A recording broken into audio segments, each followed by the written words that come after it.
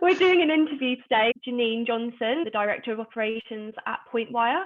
So do you want to introduce yourself? Hello, I'm Genine, and I am one of the owners of PointWire. I look after all the sales and operations for the business, and I do some technical stuff sometimes. So have you always worked in IT? I haven't always worked in the IT industry, no. So when I started off from school, I essentially left school and got a job in a big financial retail bank, where I actually started out as a cashier on the front line, serving people day to day. So that's what I did, and I had lots of various roles over the years. I worked there for a very long time. But as time went on and the credit crunch hit, there was a lot of roles that had become difficult to manage, I would say, probably within the business, because there just wasn't the money around to pay everybody at that time. Yeah. And so I think it was 2012, I ended up being made internally redundant a number of times. And that led to me going from a regional training and management role to having to complete my CMAP qualifications for mortgages in 2 weeks, which was a bit of a challenge in itself anyway. Yeah. And it actually turned out that because of the step back in salary and because of the step back in the role, it meant that actually my fulfillment at work and my personal enjoyment at work and the financial impact that it had on my home life meant that I couldn't work there anymore. So I had to think about what I wanted to do with my life. And so my husband at the time was working in software licensing, and he asked if I wanted to maybe look at the industry and see if it was something that I could be interested in and wanted to do. So I had a look at what industry qualifications I could maybe look at doing, because I don't have a degree. I don't have any apprenticeships that I had under my belt. I literally only had GCSEs from school. So that was the extent of my academic qualifications. So I knew it was going to be quite tough to actually do a career change and go into an industry that I had no experience in previously, that I didn't really get involved in my previous jobs, because it was all around serving the general public and looking at, doing things in retail banking. So the IT industry actually looked like a very daunting place to get into. So I did a lot of research. I took 6 months. I was very lucky that I was able to take 6 months out and use some funds that I'd saved up in order to support myself through that time, and did some industry qualifications that meant that I was able then to have a meeting with the company that my husband worked with to say, well, actually, I know that I'm a big risk. I know that you can't see what I can do because I can't put it on my CV that I'm good for your company, but I do have a lot of transferable skills. There's a lot of things that I've learned over the years in retail banking that actually I could use working with people in the IT industry.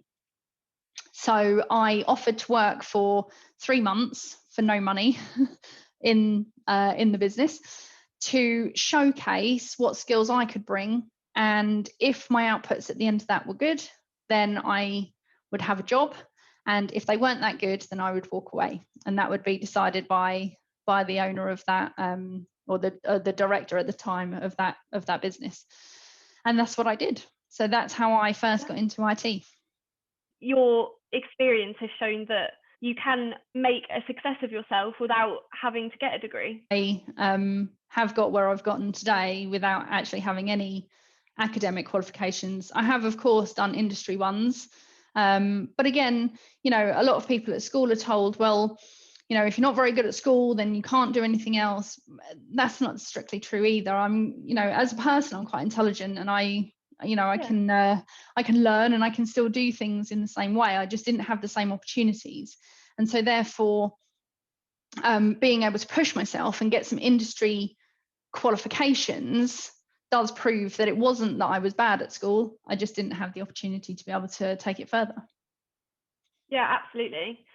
I've read a statistic online. There's only 16% of women that work in the sector, so it's very male dominated. So I guess my question to you is, when was the moment that you realised, or if you've had a moment that you realised that it is a male-dominated sector? I've had a few instances over the years. So I suppose the realisation that it's male-dominated came very early on. So the first job that I had when I did the managed services for that first business I was talking about, I actually headed up the managed service division, because the rest of the team, I think there was 11 of them in total.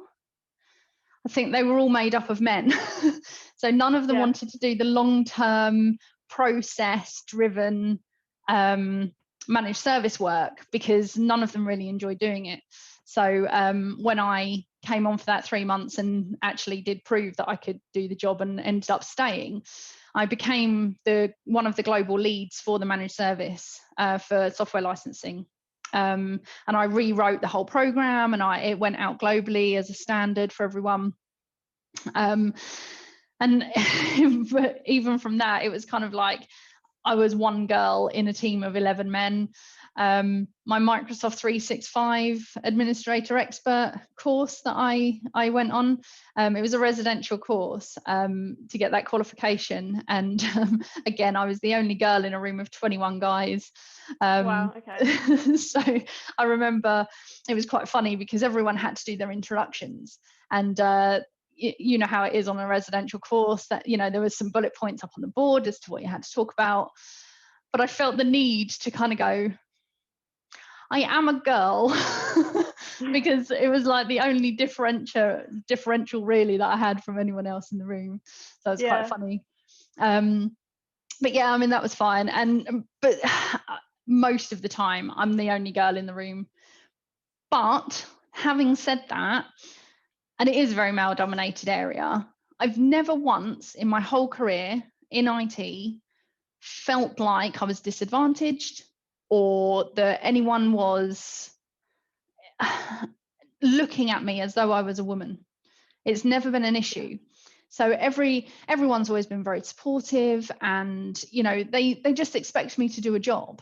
So when I do that job and I can show that I can do everything that my male counterpart can do, it actually isn't a problem. What advice would you give to a woman who wants to begin their career in the IT sector and might feel a little bit intimidated when you hear a sector is so male dominated, 16% of women working in the sector? That can be quite intimidating. It can feel like just not going to be heard. Just do it.